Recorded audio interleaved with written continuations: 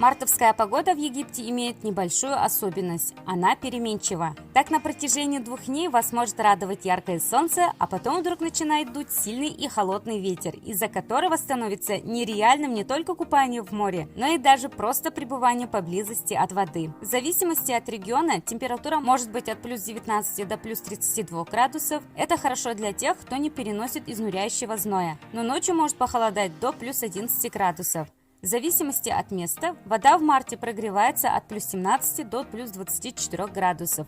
Эта температура не для всех комфортна, но многие туристы купаются. Где лучше отдыхать в Египте в марте? Шарм-эль-Шейх и его окрестности – лучший вариант. Это тот курорт, где в Египте в марте теплее всего. И все за счет окружающих гор. Они защищают от ветра и задерживают тепло.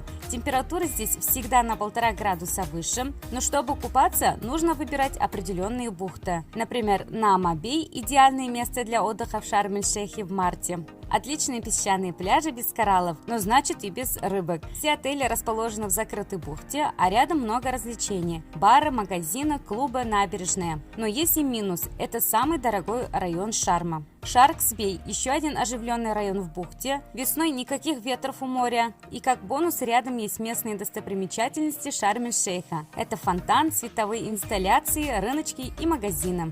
Рас-Аль-Сид или Фанара. Здесь живет один из самых красивых рифов, а ветра обходят пляжи стороной. Шарм-эль-Майя – район у старого города, похож на Нааму, песчаные пляжи, пологий вход в воду, слабые ветра и какие-никакие развлечения. Пляж в Хургаде. Пляжи Хургада обдувает сильный ветер, из-за которого иногда сложно не то что купаться, но и загорать. И здесь выбор более-менее укрытого места исчисляется не бухтами с десятками гостиниц, а единичными отелями. Например, Sunrise Ryan Макади, 5-звездочный отель, и Захаби, 3-звездочный отель.